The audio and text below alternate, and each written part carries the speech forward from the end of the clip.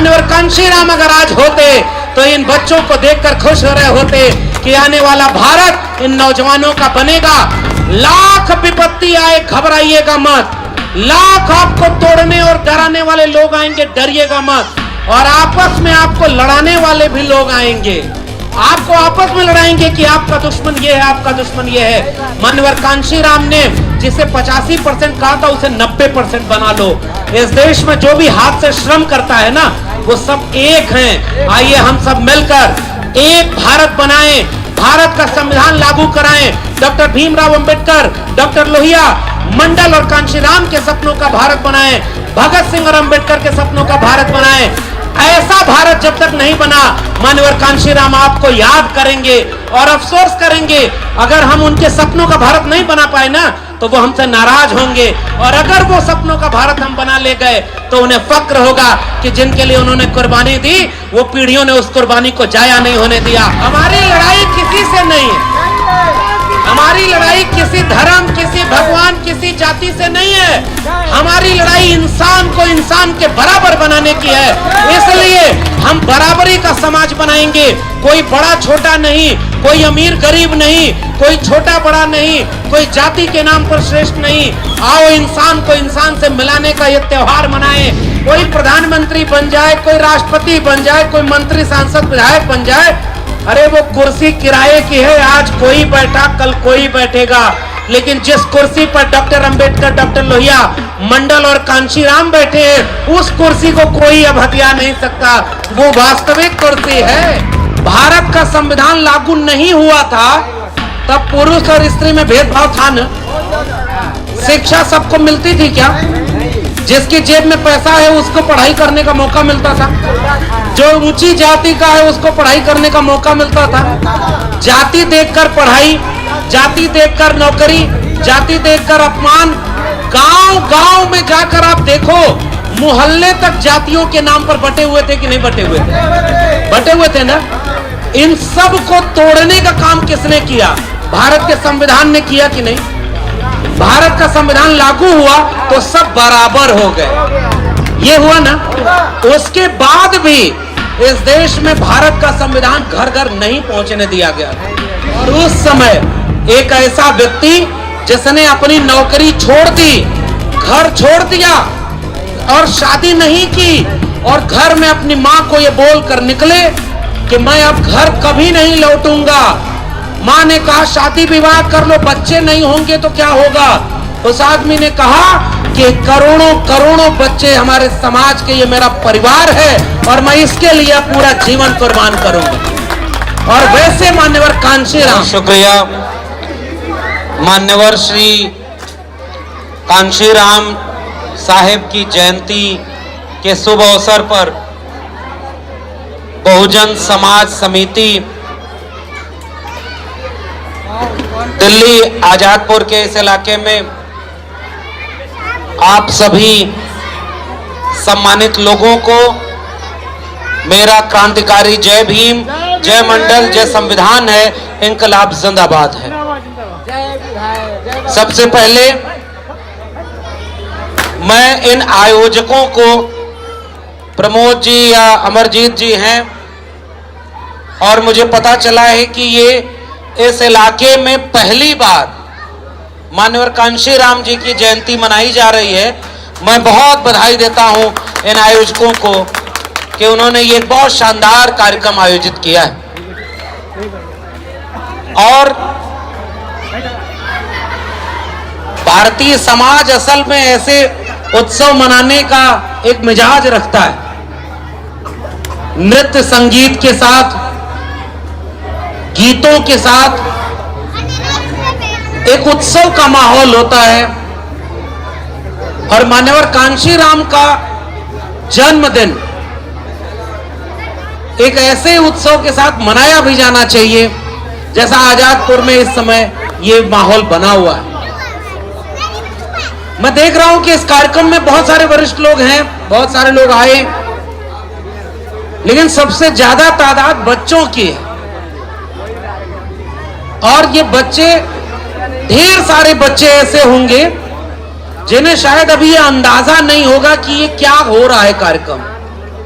भाई लाइट लगी है, रंग बिरंगे गुब्बारे लगे हैं, बड़े बड़े लोग हैं, अमरजीत जी लोग हैं, किसी को सम्मानित कर रहे हैं, कोई आके हम जैसे लोग दो चार बातें आपके सामने रख रहे हैं। लेकिन सच पूछे तो इस कार्यक्रम की शोभा तो ये बच्चे हैं। जो लोग ज्यादा बड़े होकर समझदार हो गए वो कार्यक्रम में कम आए हैं, जिन्हें अभी समझदार होना है वो बच्चे यहाँ आए हुए हैं। मैं इसलिए इस कार्यक्रम को सफल मान रहा हूं। अब समझदारी भी तो आते आते आती है। हम लोग भी बहुत नासमझ रहे और अभी भी बहुत नासमझ हैं।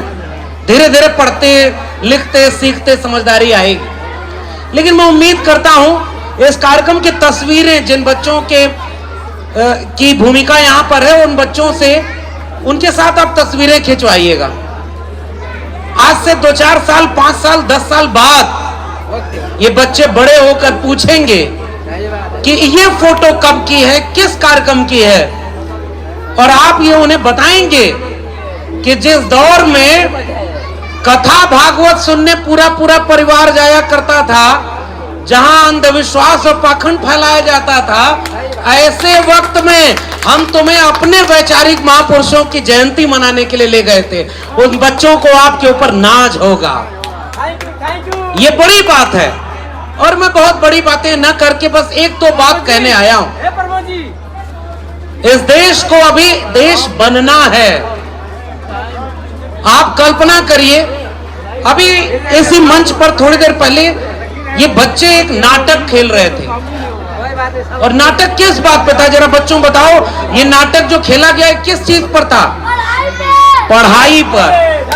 छोटे छोटे बच्चे देखिए, इतना नाटक तो देख ही लिए हैं कि वो नाटक पढ़ाई पर था। अच्छा, पढ़ाई में भी किसकी पढ़ाई के ऊपर था? लड़का और लड़की में भेदभाव हमारे समाज में है कि नहीं है?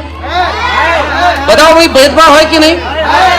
लड़का अगर नालायक भी हो जाए तो घर का चिराग होता है, और लड़कियां कितनी भी लायक हो जाएं तो आज भी ये समाज उन्हें पराया धन कहता है। इस मिथ को तोड़ने वाला नाटक था कि नहीं? इस कार्यक्रम की सफलता इसलिए है कि उन्होंने आपके बीच का एक सवाल खड़ा किया है। अच्छा, अब एक बात और बताओ, आप बच्चों, अगर आपको 2 विकल्प दिए जाएं, एक विकल्प दिया जाए कि आपको खूब खाने पीने की सामान मिले, अभी बहुत छोटे बच्चों की बात नहीं कर रहा हूं, कि तुमको पैसा दे देते हैं, जाओ तुम देश भर में घूमो, जाओ तुम मौज मस्ती करो। एक विकल्प ये है, और दूसरा विकल्प ये है, तुम्हारी फीस किताब कॉपी सब फ्री हम करते हैं, जाओ तुम अच्छी पढ़ाई करके डीएम एसपी बनो, डॉक्टर इंजीनियर बनो। बताओ, आप घूमने का विकल्प चुनोगे कि डॉक्टर इंजीनियर बनने का विकल्प? पढ़ने का विकल्प चुनेंगे? कलम चुनोगे कि नहीं? और अगर हम अपने बच्चों के हाथ में कलम और किताब नहीं दे पाए तो आने वाली पीढ़ियां बच्चों की गुलाम पैदा होंगी, और फिर कुछ लोग कथा उथा सुनाने आएंगे और ऐसी ऐसी कथाएं सुनाएंगे जिसका कोई विज्ञान नहीं है, जिसका कोई सर पैर नहीं है। मान्यवर कांशीराम एक ऐसे व्यक्ति का नाम जो विचार में तब्दील हो गए। मैं केवल एक गुजारिश करके जा रहा हूं बच्चों, और मैं इन बधाई फिर से देता हूं जो आयोजक हैं आपके इलाके में। देखिए, इन्होंने वैचारिक कार्यक्रम करने का जोखिम उठाया है। भारत आजाद हुआ, ये इतिहास पढ़ा है ना आपने? भारत कब आजाद हुआ? 1947 में। उसके बाद भारत का संविधान बना, भारत का संविधान लागू हुआ 1950 में। भारत का संविधान लागू नहीं हुआ था तब पुरुष और स्त्री में भेदभाव था ना? शिक्षा सबको मिलती थी क्या? जिसकी जेब में पैसा है उसको पढ़ाई करने का मौका मिलता था, जो ऊंची जाति का है उसको पढ़ाई करने का मौका मिलता था। जाति देखकर पढ़ाई, जाति देखकर नौकरी, जाति देखकर अपमान। गांव गांव में जाकर आप देखो, मोहल्ले तक जातियों के नाम पर बटे हुए थे कि नहीं बटे हुए थे? बटे हुए थे ना? इन सब को तोड़ने का काम किसने किया? भारत के संविधान ने किया कि नहीं? भारत का संविधान लागू हुआ तो सब बराबर हो गए, ये हुआ ना? उसके बाद भी इस देश में भारत का संविधान घर घर नहीं पहुंचने दिया गया। और उस समय एक ऐसा व्यक्ति जिसने अपनी नौकरी छोड़ दी, घर छोड़ दिया और शादी नहीं की, और घर में अपनी मां को ये बोलकर निकले कि मैं अब घर कभी नहीं लौटूंगा। मां ने कहा शादी विवाह कर लो, बच्चे नहीं होंगे तो क्या होगा। उस आदमी ने कहा कि करोड़ों करोड़ों बच्चे हमारे समाज के, ये मेरा परिवार है और मैं इसके लिए पूरा जीवन कुर्बान करूंगा। और वैसे मान्यवर कांशीराम अगर वो घर छोड़कर निकलते नहीं, मैं केवल ये गुजारिश करके जा रहा हूं, मान्यवर कांशीराम अपने मां का कहना मान गए होते तो वो एक अच्छे बेटे होते। मान्यवर कांशीराम नौकरी करते, शादी करते तो एक अच्छे पति बन गए होते। मान्यवर कांशीराम बच्चे पैदा करके उनको अच्छा पालन पोषण करते तो एक अच्छे पिता बन गए होते। मगर मान्यवर कांशीराम ने अपने जीवन को कुर्बान करके इस देश के करोड़ों लोगों को, आने वाली पीढ़ियों के भविष्य को बदल कर रख दिया। इसलिए मान्यवर कांशीराम आज भी इस देश के आइकॉन की तरह याद करते हैं। इसलिए आज मान्यवर कांशीराम की जयंती के दिन मैं आप सबसे केवल ये गुजारिश करके जा रहा हूं, हम सब डर गए लोग हैं। आजकल माहौल बहुत खराब है। मुझे आयोजकों ने बताया कि इस कार्यक्रम को न होने देने के लिए भी लोग चिट्ठी विट्ठी लिख रहे थे, विरोध कर रहे थे कि यहाँ फला व्यक्ति ना आए, फला व्यक्ति ना आए। और मैं और कुछ नहीं बोलूंगा, नहीं तो और आयोजकों पर कल को 2-4 मुकदमा कर देंगे। भाई बहुत सारी चीज हो रही है।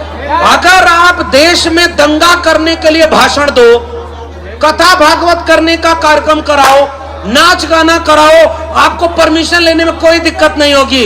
लेकिन आप बिरसा, फूले, अंबेडकर, पेरियार और कांशीराम को याद करोगे तो बाधाएं खड़ी की जाएंगी। मगर बाधाएं तो मान्यवर कांशीराम के सामने भी खड़ी की गई।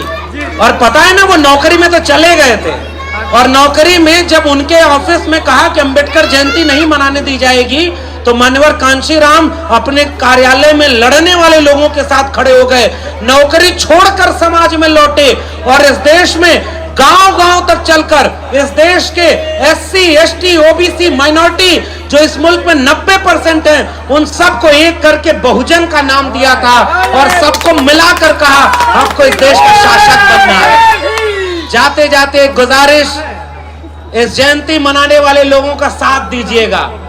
आपसे जो लड़ाई जिनसे है ना, किसी व्यक्ति से लड़ाई नहीं है। कोई प्रधानमंत्री बन जाए, कोई राष्ट्रपति बन जाए, कोई मंत्री, सांसद, विधायक बन जाए, अरे वो कुर्सी किराए की है। आज कोई बैठा, कल कोई बैठेगा, लेकिन जिस कुर्सी पर डॉक्टर अंबेडकर, डॉक्टर लोहिया, मंडल और कांशीराम बैठे हैं, उस कुर्सी को कोई अब हथिया नहीं सकता। वो वास्तविक कुर्सी है। इसलिए जो लोग हिम्मत कर रहे हैं आपके मोहल्ले में, उनका साथ दीजिएगा। इस कार्यक्रम की सार्थकता इसी में है। वो जो छोटे छोटे बच्चों ने नाटक दिखाया ना, भूखे रहिए, प्यासे रहिएगा, घर में एक रोटी कम बने तो चल जाए, बच्चे रोए तो एक कपड़ा कम दीजिएगा चल जाए। उनके शौक को पूरा करने की बजाय 1-1 रुपया जोड़कर अपने घर के बेटा और बेटियों को शिक्षा जरूर दीजिएगा, और तब जाकर इस कार्यक्रम की सार्थकता बनेगी। जितने पति आए हैं वो अपनी पत्नियों को पढ़ाना शुरू कर दें। तब याद करिए ज्योतिबा फूले ने अपनी पत्नी सावित्रीबाई फूले को पढ़ाया था। अगर महिलाएं नहीं पढ़ेंगी तो कोई कार्यक्रम का मतलब नहीं है भाई। जितनी लड़कियां इस कार्यक्रम में आई हैं, घर में जाकर थोड़ी लड़ाई जरूर करना कि वहां जाकर जोर से जय भीम बोलते हो। अब मुझे तब तक पढ़ाओ जब तक मैं अपने पैर पर खड़ी ना हो जाऊं और अपना अधिकार, अपना निर्णय अपने से न ले लूं। पढ़ाई सबसे जरूरी चीज है, क्योंकि मानसिक रूप से जिनको गुलाम बनाया गया, उनकी पीढ़ियों के लोगों को कोई चंदा के नाम पर, कोई धर्म के नाम पर लड़वा देता है। आपके बच्चे अगर शिक्षित हो जाएंगे, जागरूक हो जाएंगे, तो पीढ़ी दर पीढ़ी आपकी किस्मत बदल कर रख देंगे। इसलिए आज मान्यवर कांशीराम को याद करते हुए मैं बधाई देता हूं आयोजकों को और इनकी पूरी टीम को। अभी तो ये पहला कार्यक्रम है, कुछ दिन और कार्यक्रम करिए, ये पूरा मेला ग्राउंड भर जाएगा। और एक बात समझिए, ये कार्यक्रम जिस ग्राउंड में हुआ, मुझे पता चला इसका नाम है रामलीला मैदान ना। आज असली लीला इस मैदान में शुरू हुई है, असली लीला है ये। और अभी इस लीला को और आगे बढ़ाना। हमारी लड़ाई किसी से नहीं है, हमारी लड़ाई किसी धर्म, किसी भगवान, किसी जाति से नहीं है। हमारी लड़ाई इंसान को इंसान के बराबर बनाने की है।